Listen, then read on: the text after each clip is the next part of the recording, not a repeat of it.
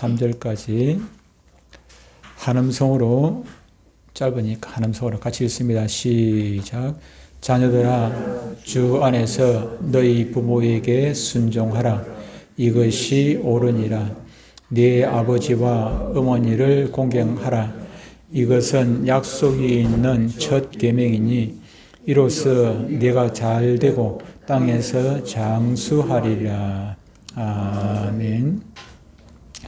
오늘 말씀의 제목은 무엇일까요? 좋은 자녀입니다. 지난주 말씀 제목 혹시 기억하시는 분 있습니까? 지난주 말씀 제목. 좋은 부모. 좋은 부모. 우리 사모님은 일부 예배 때 일부 예배 때 참석해서 똑같은 질문을 했으니까 잘 맞추는 거예요. 사모님이 지난주 설교 다 기억하고 있어서 맞추는 게 아니고 일부 예배 때 내가 똑같이 질문을 했거든. 그래서 사모님이 잘 맞추는 것이고, 여러분들은 그렇다고 여러분들이 뭐 잘했다는 건 하나도 없습니다. 지난주 설교 제목 일주일밖에 안 지났는데 기억을 해야지. 뭐 글자가 많은 것도 아니고 4글자밖에 안 되는데. 지난주 특히 또 어린이 줄이지 않았습니까? 뭐 오늘 설교하고 상관없는데, 제 과거의 이야기를 하나 하면은, 제가 하나로교에서, 제 감수사 시절에 하나로교에 있을 때, 주일학교, 제가 가는 첫 해입니다. 첫 해. 1월 1일 날이 주일이었어요. 2006년도 1월 1일 날이 주일이었는데, 1월 1일 날 가가지고, 1월 달 5주, 2월 달 4주, 3월 달 첫 주를 지나고, 근데 교사 회의하면서 오후 4시 돼가지고 교사 회의를 하는데, 교사 회의하면서 미리 예고도 안 하고 다짜고짜로 그냥 제가 백지를 한 장씩 쭉 나눠줬습니다. 우리 교사들한테. 백지를 한 장씩 딱 나눠주고, 제가 지금까지 설교를 10번 했는데, 주일학교 오전 예배, 오후 예배 빼고 오전 예배만 설교를 10번을 했는데, 10번 설교 제목 중에 기억나는 거 다 제목만 적어보라고. 그 백지를 그냥 다짜고짜로 미리 예고한 것도 아니고 그냥 다짜고짜로 그냥 줬습니다. 줬는데, 제일 10번 설교한 것 중에서 제일 적게 적어낸 사람이 3개를 적어냈어요. 제일 적게 적어낸 3개. 지난주 설교도 제목도 모르는데, 한 달 전, 2달 전에 설교인데, 설교 제목 3개를 제일 적게 적어낸 사람 3개, 많이 적어낸 사람이 7개를 적어냈습니다. 그만큼 제가 워낙 설교를 잘하니까. 그 얘기가. 선생님들이 정신을 바짝 차리니까, 제가 설교를 할 때 선생님들, 제가 가자마자 선생님들이 좀 신경을 바짝 쓰도록, 정신을 바짝 차리도록 제가 조금, 시작할 때는 좀 강하게 했어요. 그랬더니 선생님들이 설교 제목을 그렇게 10개 중에 7개를 기억을 하고 있더라는 것입니다. 여러분들도 설교 제목을 기억하면은, 지난주 설교 내용이 어느 정도 어렴풋이 들어와요. 다음 주에 이제부터 설교 제목 자꾸 물어봐야 될 것 같아요. 다음 주에 물어볼 테니까 이 설교 제목 기억해 놓으시길 바랍니다. 지난주는 어린이 주일이라서 부모 역할을 강조를 하다 보니까 좋은 부모라는 제목으로 말씀을 전했고, 오늘은 또 반대로 어버이 주일이니까 자녀 입장에서 좋은 자녀가 어떤 자녀가 좋은 자녀인가라 한번 생각을 해 보려고 합니다. 기독교는 이 세상 다른 어떤 종교보다도 효도에 대해서, 효도를 좀 강조하고 있는 그런 종교라고 할 수가 있을 것입니다. 그런데 기독교를 비난하는 사람들이 흔히 그런 얘기를 많이 합니다.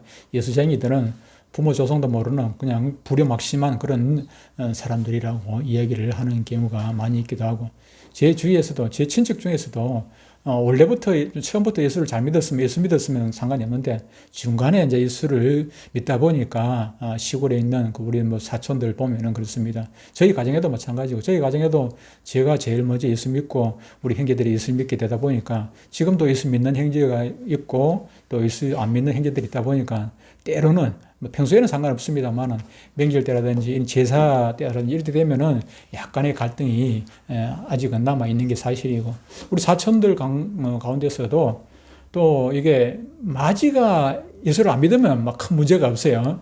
중간에서 예수 믿는 거랑 상관이 없는데, 마지가 예수를 믿게 되니까 형제 간에 갈등이 생기게 되는 거예요. 저희 형제들 중에서도 제가 믿고, 밑으로는 안 믿는데 위에 형님이 그냥 예수를 믿게 되다 보니까 형님이 믿고 형수가 또 교회 권사하고 이러다 보니까 이게 제사를 이제 안 드리게 되고 그러다 보니까 때로 이게 형제간에 밑에 예수 안 믿는 형제, 특히 절에 뭐 다니는 그런 동생이 있다 보니까 조금은 이렇게 갈등 아닌 갈등이 있게 되는 것을 보게 되고 우리 사촌 같은 경우에도 가로늦게 큰형수가 예수 믿고 그러다가 또 큰형수 아들, 딸들이 이제 장손들이지 않습니까? 장손들인데 그 아들들이 또뭐 예수를 믿다 보니까 그 뭐 제사가 이제 뭐 갑자기 이제 다른 데 옮기게 돼 있어요. 그러다 보니까 또 그 사촌들 간에도 갈등이 생겨지게 되는 것입니다. 그래서 그런 분들이 예수 안 믿는 사람들이 우리 예수 믿는 사람들 보고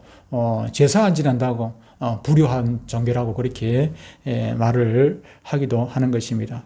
기독교에서는 왜 제사를 안 지내는 것입니까? 죽은 자들에 대한 제사는 하나님께서 주신 10계명 중에 1계명, 2계명을 범하는 우상 숭배를 하게 되는 가장 큰 계명이 똑같이 10개가 있다 하더라도 다 똑같은 계명은 아니거든요. 앞에 있는 계명이 중요한 계명입니다. 1계명이 가장 중요한 계명이고 2계명, 1계명, 2계명이 가장 중요한 계명인데 거기서 말하는 것이 하나님 외에 다른 것들을 섬기지 말고 우상을 만들지 말라고 하는 것입니다. 품지 말라고 우상에 절하지 말라고 하는데 가장 중요한 계명을 어기는 엄청난 죄를 짓는 것이기 때문에 우리 예수 믿는 사람들은 제사를 안 지내는 것입니다.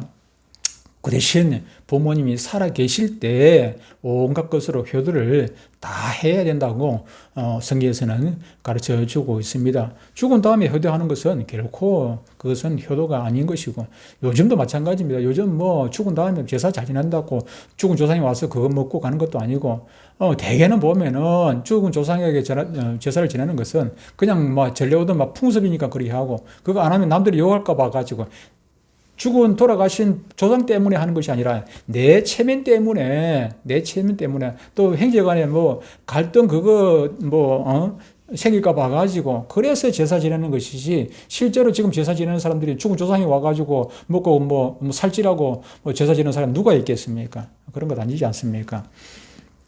예수 믿는 자들은 부모님도 모르고 조상도 모른다고 말하는 것은 결코 옳지 않습니다. 오히려 성경은 여러 곳에서 부모에게 효도할 것을 명령을 하고 있습니다.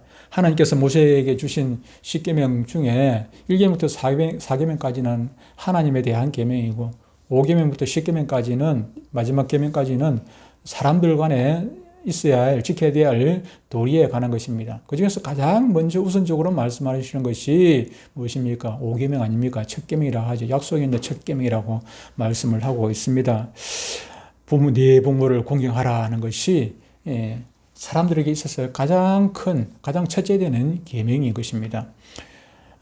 요즘은 부모에 대한 효도 개념이 점점 희미해져 가고 있습니다. 흔히들 효라고 말할 때 자식들이 부모님께 좋은 옷을 해드리고 좋은 음식을 해드리고 용돈 넉넉하게 해드리고 또 뭐 종종 자주 찾아뵙고 또 뭐 찾아뵈면 또 뭐 전화도 자주 해드리고 그리고 뭐 출세해가지고 자기 아들이 높은 자리에 올라가면 자식들이 높은 뭐 위치에 있으면 부모가 대리만족하지 않습니까? 부모에게 영광이 되어지는 거 그리고 아들이 뭐 좋은 대학 가면은 부모의 기쁨이 되니까 그런 것들이 효도라고 생각하는 경우가 많이 있습니다. 물론 뭐 그렇게 되면은 기분이 좋죠. 부모 입장에서 보면은 아들이 잘 되는데 자식이 잘 되는 걸 싫어할 부모가 누가 있겠습니까? 좋습니다. 그리고 그것이 많은 사람들에게 자랑거리가 되기도 하고 제가 어릴 때도 늘 기억이 납니다.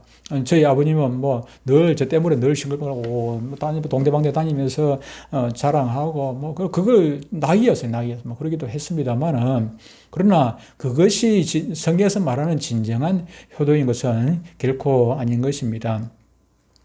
우리는 예수 믿는 사람들이기 때문에 우리는 그리스도인이기 때문에 성경에서 효를 뭐라고 말씀을 하는지 성경적인 관점에서 우리가 효를 생각을 해 보아야 하는 것입니다. 그러므로 우리는 본문을 통해서 오늘 주신 본문을 통해서 부모에 대한 자녀의 올바른 도리에 대해서 한번 생각을 깊이 해 보아야 합니다. 좋은 부모가 되는 것 참 힘듭니다. 저도 부모지만은 좋은 부모가 되는 것 참으로 힘든 일이지만은 또 반대로 좋은 자녀가 되는 것 또한 역시 참으로 어려운 일이 아니겠는가 그런 생각을 해 봅니다. 오늘은 본문 말씀을 통해서 좋은 자녀가 되려면 과연 어떻게 해야 하는지 그것을 한번 생각해 하면서 은혜를 나누고자 합니다. 오늘 본문에서 말하는 것은 첫 번째로 부모에게 순종을 해야 좋은 자녀가 된다고 말씀을 하고 있습니다. 1절에서 뭐라고 말씀을 하고 있습니까? 자녀들아, 주 안에서 너희 부모에게 순종하라. 이것이 옳으니라 라고 말씀을 하고 있습니다. 좋은 자녀가 되려면 먼저 부모에게 순종해야 합니다. 그런데 여기서 순종하다라고 번역된 원어는 히파코, 헬라어로 히파코인데, 히파코라는 이 말은 원래 이 순종의 의미도 있지만은 원래 이 경청의 의미가 있습니다. 잘 듣는다는 그런 뜻이 있습니다. 들어야 돼. 우리가 순종하기 위해 가지고는 잘 들어야 하지 않겠습니까? 듣지도 아니하고 어떻게 순종을 하겠습니까? 하나님의 말씀에 하나님을 잘 섬겨야 돼. 하나님을 잘 섬겨야 되는데 하나님을 잘 섬기기 위해서 우선적으로 해야 할 것이 무엇입니까? 성경 말씀을 잘 알아야 우리가 하나님을 잘 섬길 것 아니겠습니까?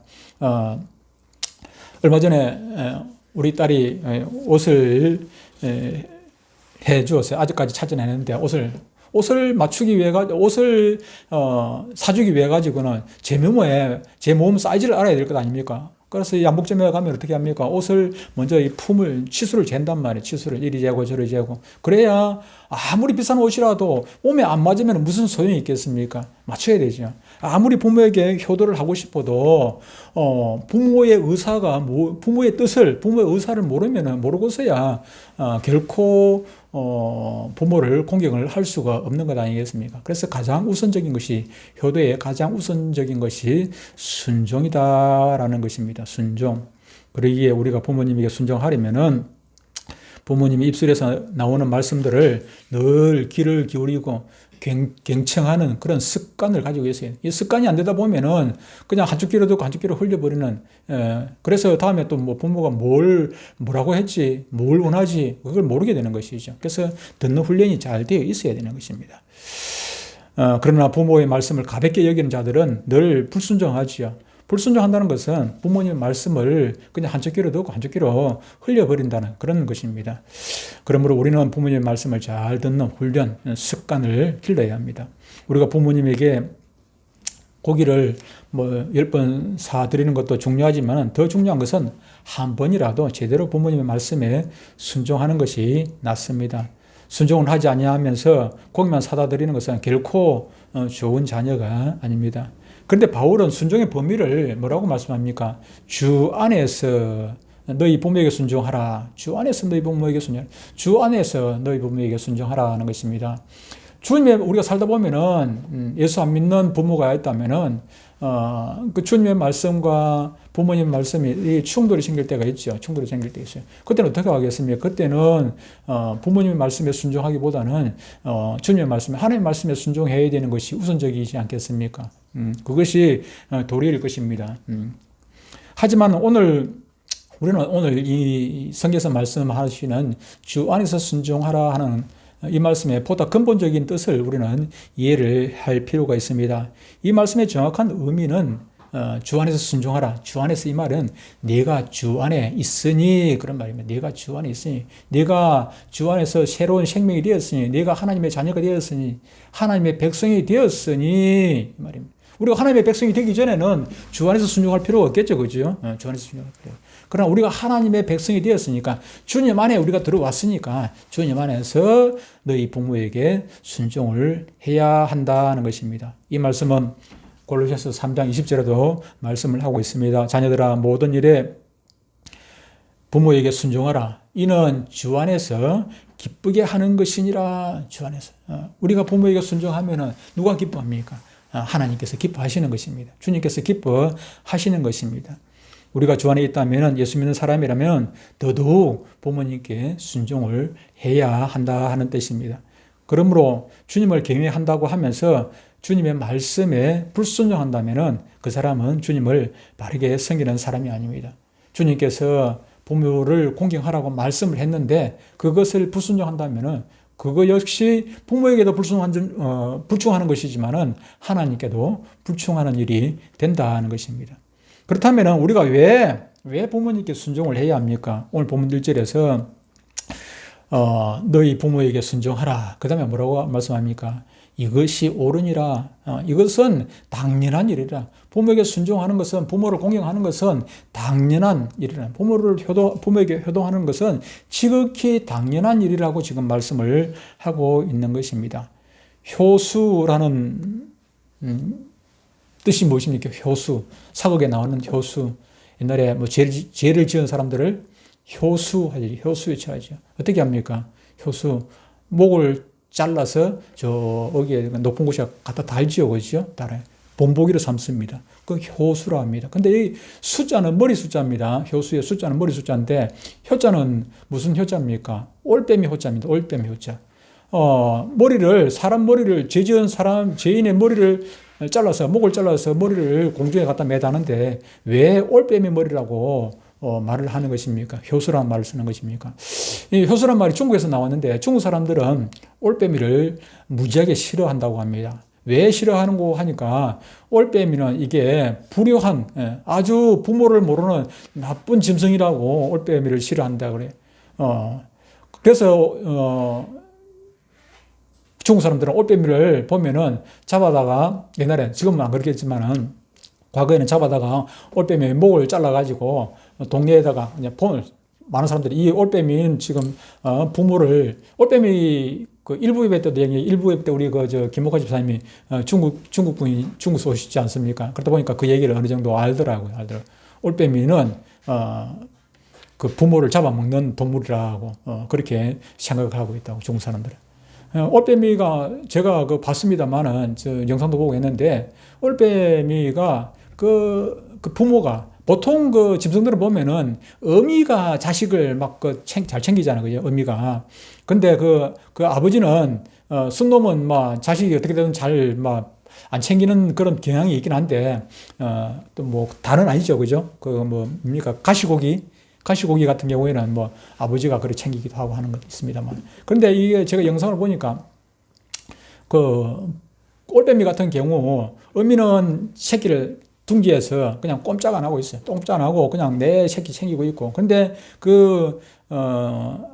아버지가 순놈이 나가가지고 막 내도록 올빼미 성장할 때까지, 올빼미가 스스로 나가서 지 먹이를 찾을 때까지 내다니면서 먹이 물러다가 새끼 갖다 먹이는 거, 갖다 주는 거예요. 그럼 새끼가 아니고 그냥 전형적인 우리 한국 사람, 우리가 생각하는 남편이에요, 남편은 가정을 책임져야 되지 않습니까? 그것처럼 이 올빼미, 이게 순놈은 내 음식 잡아다가, 먹이 잡아다가 자기 마누라 주고 자기 새끼 주고 내대로 챙겨주는 거예요. 새끼 주고.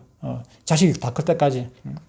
그런데 그게 자식이 다 크고 나면, 올빼미 새끼가 다 크고 나면 나중에 커가지고는 자기 애미애비 잡아먹는다는 그런 속설이 있는 것입니다. 중국에서. 그러다 보니까 이 효도를 불효한 짐승이라 해가지고 올빼미 보면 막 잡아다가 그냥 목을 잘라가지고 많은 사람들 앞에서 다는 것입니다. 그래서 올빼미 호자, 효수, 올빼미의 머리를, 많은 사람들 앞에서 이제 본을 보이는 것이죠.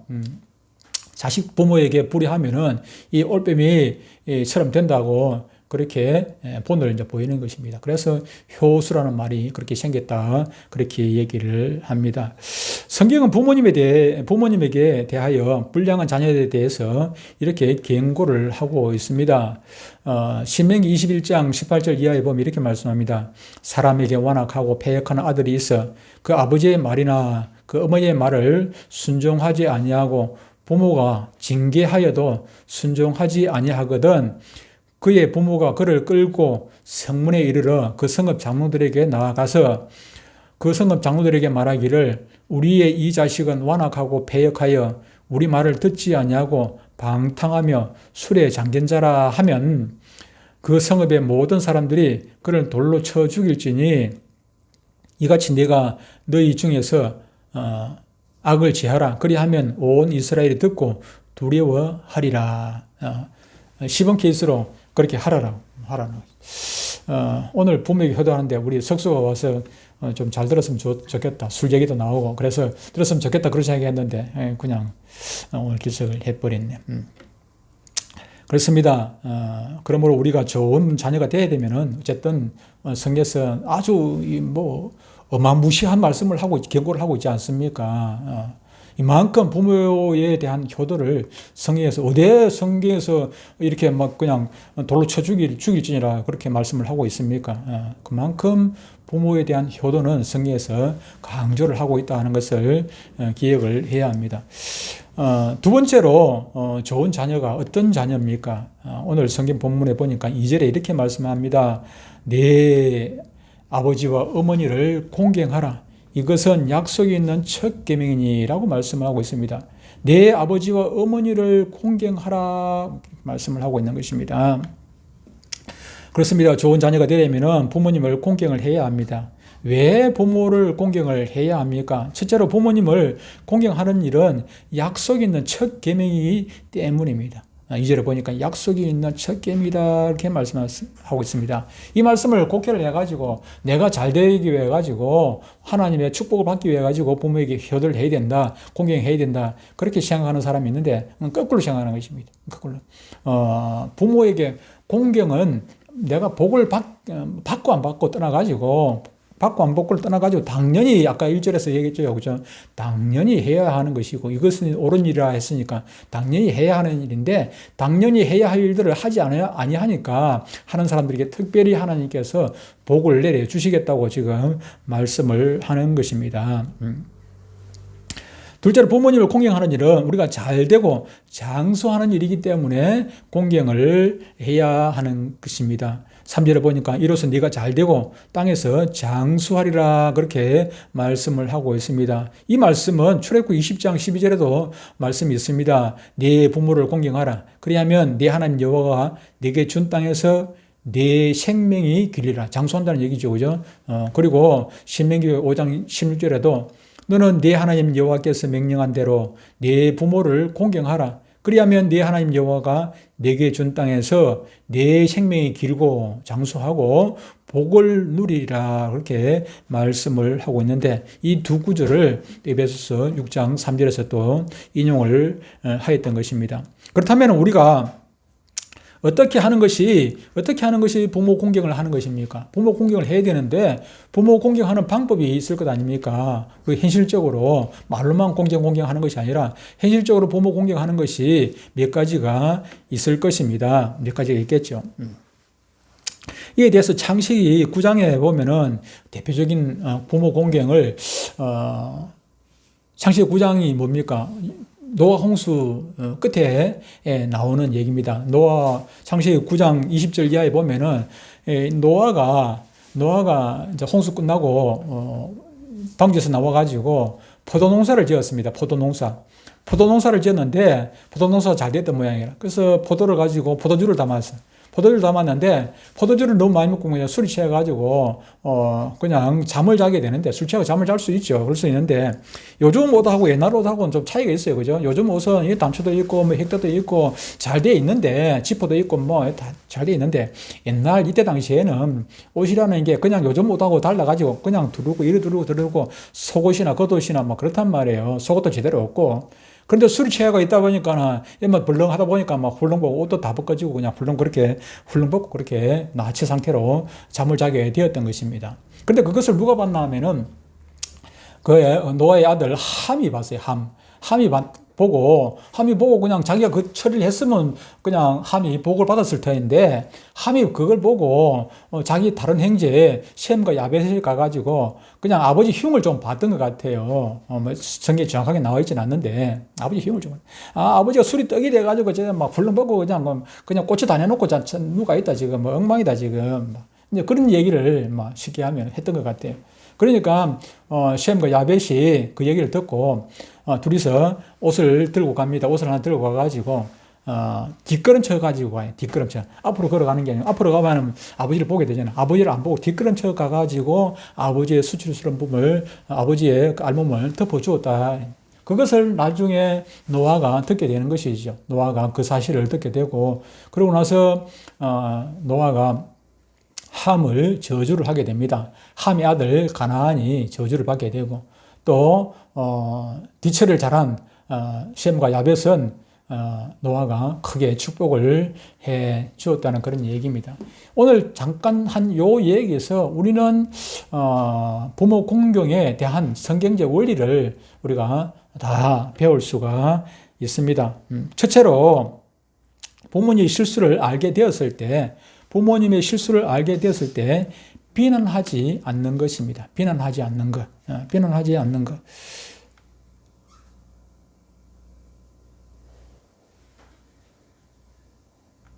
부모님의 실수를 알았을 때 비난하지 않는다. 노아의 두 아들 셈과 야벳은 아버지 노아의 실수를 알고도 비난하지 않았습니다. 그러나 함은 형제에게 그 사실을 알리고 그렇게 했지요.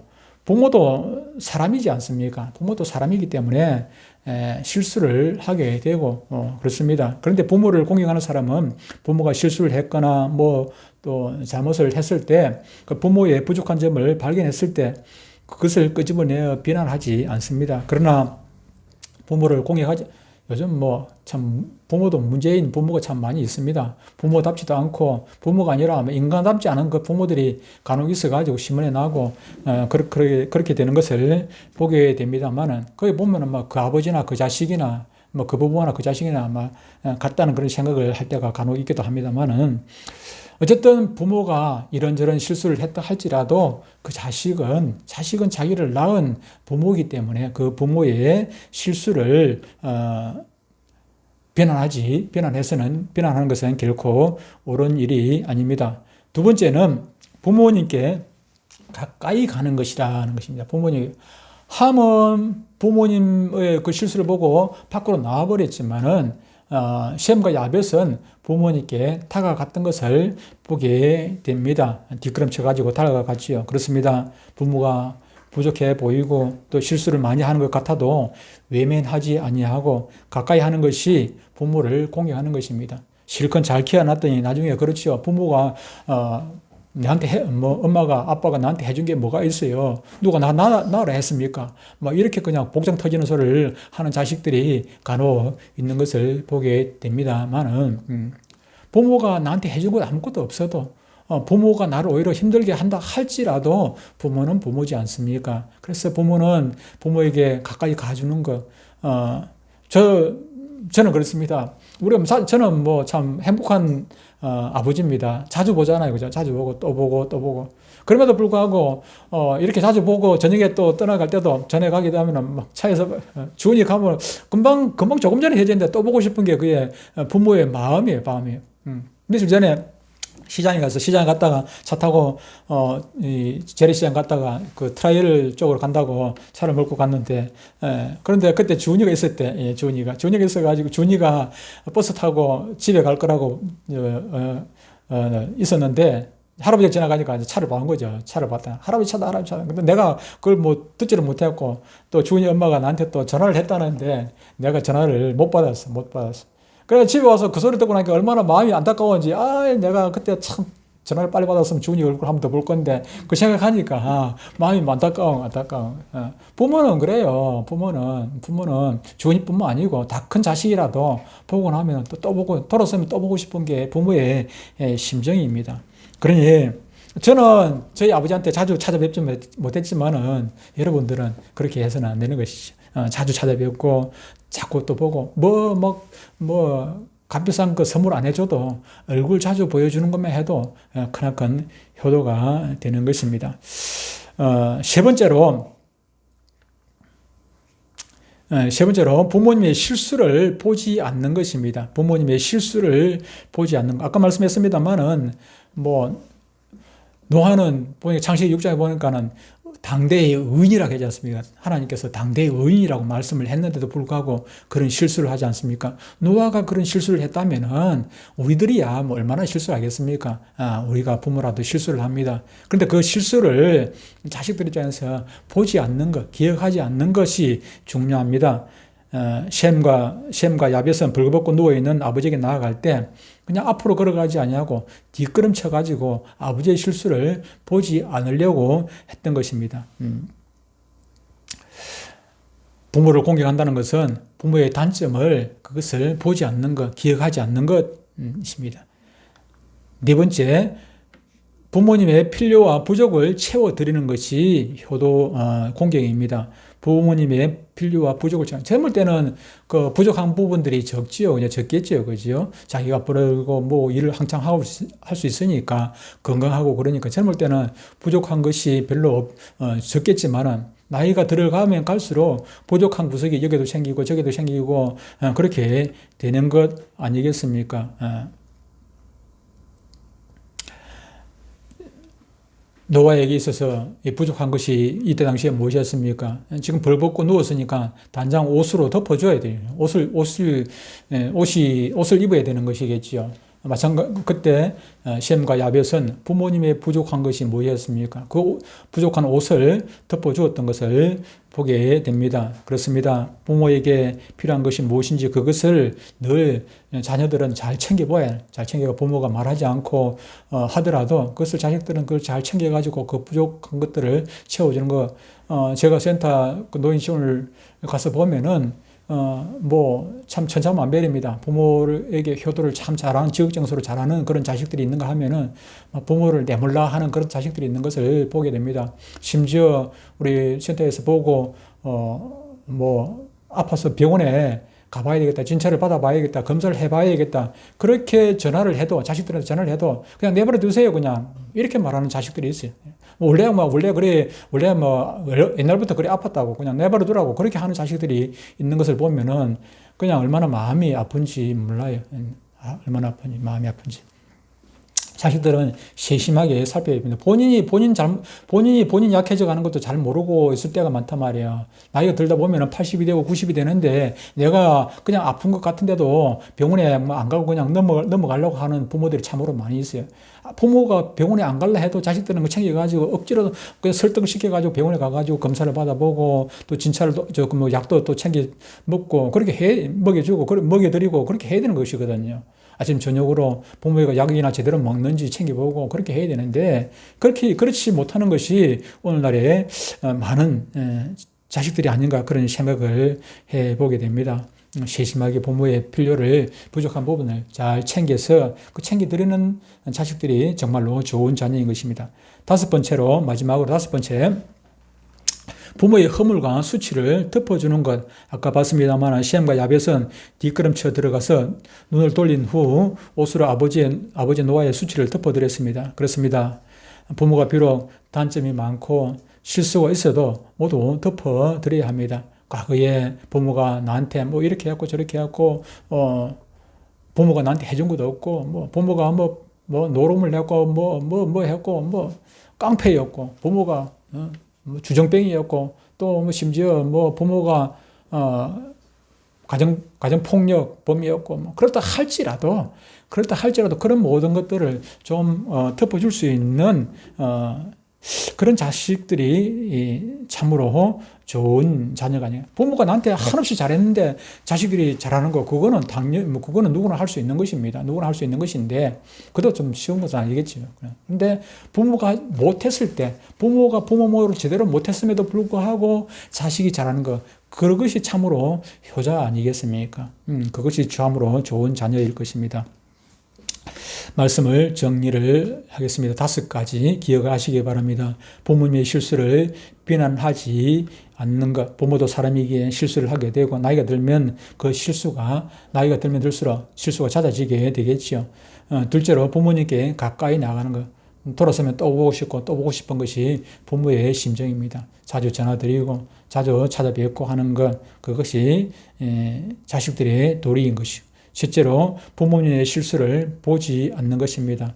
부모의 실수를 애써 못 본 척 외면하는 것도 효도인 것입니다. 네 번째로 부모님의 필요와 부족을 채워드리는 것입니다. 나이가 들면 부모는 스스로 자신의 부족을 채우기가 어렵습니다. 자녀들이 그 부족을 채워주고 또한 그 부족한 부분들을 허물들을 덮어주는 것이 필요합니다. 5번째가 부모의 허물과 수치를 덮어주는 것.